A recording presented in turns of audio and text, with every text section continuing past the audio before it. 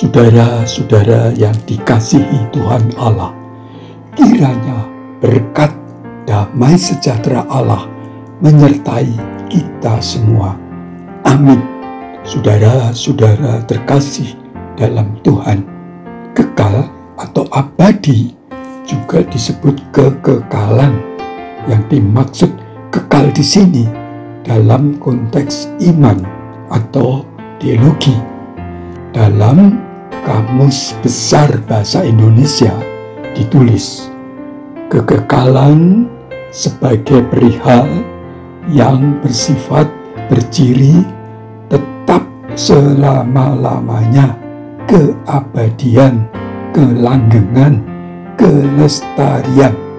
Kamus Besar Bahasa Indonesia halaman 406 tahun 1982. Menurut kamus The American Heritage Dictionary halaman 247, kekekalan atau eternity sebagai the totality of time without beginning or end, the state or quality of being eternal, afterlife, immortality. Wikipedia menyebut kekekalan dalam konteks teologi. Kekekalan Allah adalah sifat bahwa Allah tak mengubah sifat, kehendak, dan janjinya. Jadi selalu tetap, tidak berubah. Hal itu ditulis antara lain dalam Bilangan 23 ayat 19. Allah bukanlah manusia sehingga ia berdusta, bukan anak manusia sehingga ia menyesal. Masakan ia berfirman dan tidak melakukannya, atau berbicara dan tidak menepatinya? 1 Samuel 15 ayat 29. Lagi, Sang Mulia dari Israel tidak berdusta dan tidak tahu menyesal, sebab ia bukan manusia yang harus menyesal. Mazmur 102 ayat 26. Semuanya itu akan binasa, tetapi Engkau, yaitu Allah, tetap ada, dan semuanya itu akan menjadi usang seperti pakaian, seperti jubah. Engkau akan mengubah mereka dan mereka berubah. Maleakhi 3 ayat 6. Bahwasanya Aku, Tuhan, tidak berubah, dan kamu, Bani Yakub, tidak akan lenyap. 2 Timotius 2 ayat 13. Dia tetap setia karena Dia atau Allah tidak dapat menyangkal dirinya. Yakobus 1 ayat 17.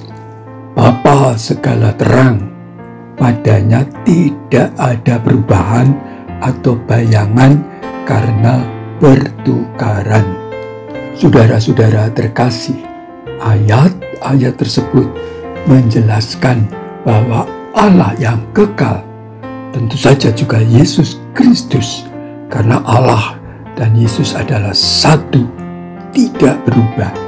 The totality of time without beginning or end. Secara total tetap dari awal hingga akhir. Allah tidak menyesali keputusan-keputusannya. Apa yang difirmankan akan dilaksanakan. Semua akan binasa, tetapi Allah tetap ada.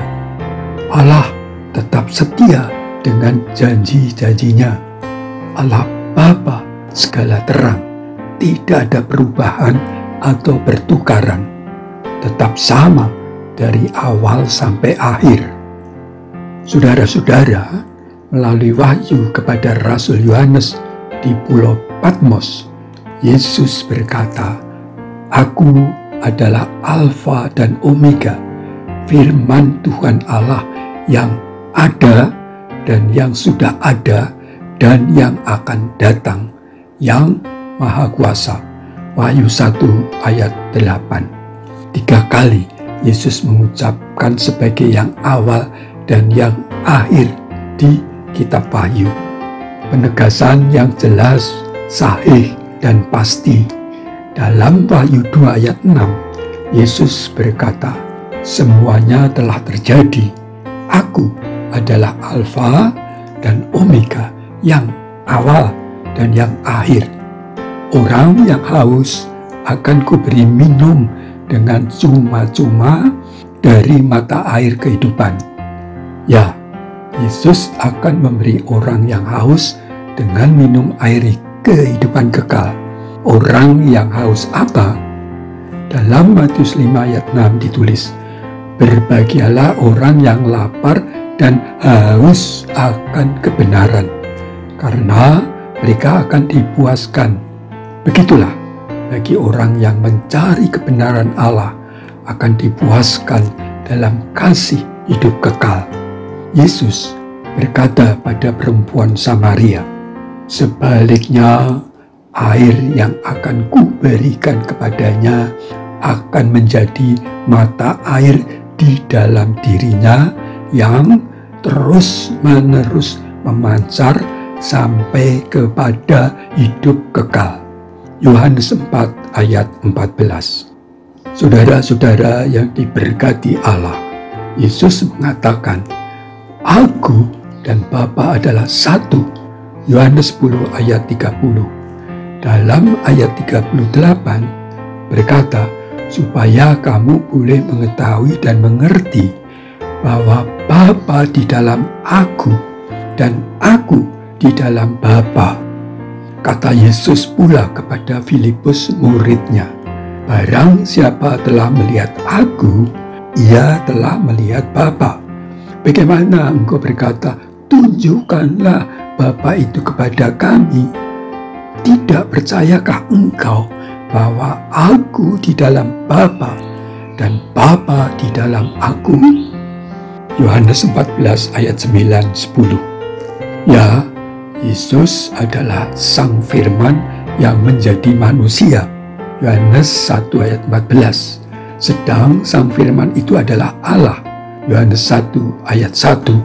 Maka sangat jelas gamblang fakta rohani bahwa di dalam iman kepada Allah dan Yesus akan beroleh hidup kekal yang tak berujung, dan hidup kekal itu ada di surga.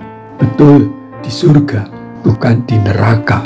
Sabda Yesus jelas sekali dalam Yohanes 17 ayat 2-3. Engkau, yaitu Allah, telah memberikan kepadanya, yaitu Yesus, kuasa atas segala yang hidup. Demikian pula ia akan memberikan hidup yang kekal kepada semua yang telah engkau berikan kepadanya. Inilah hidup yang kekal itu, yaitu bahwa mereka mengenal engkau satu-satunya Allah yang benar dan mengenal Yesus Kristus yang telah engkau utus. Saudara-saudara yang dikasihi Allah, inilah kebenaran dan kepastian itu. Dua pemberi hidup kekal abadi di surga, yaitu Allah dan menerima Yesus Kristus yang diberi kuasa memberi hidup kekal. Karena Yesus dan Bapa adalah satu. Yohanes 10 ayat 30. Puji nama Tuhan Allah yang kekal. Ya Allah yang kekal, dari kekal, yang awal dan yang akhir, melalui Yesus. Engkau ya Allah memberi hidup kekal, sesuatu yang tak berubah dan tetap selama-lamanya, hidup kekal. Berkati dan tunjukkanlah jalan yang lurus pada hidup kekal bagi saudara-saudara kami yang mencarinya. Terangilah dengan Roh Kudus-Mu. Amin.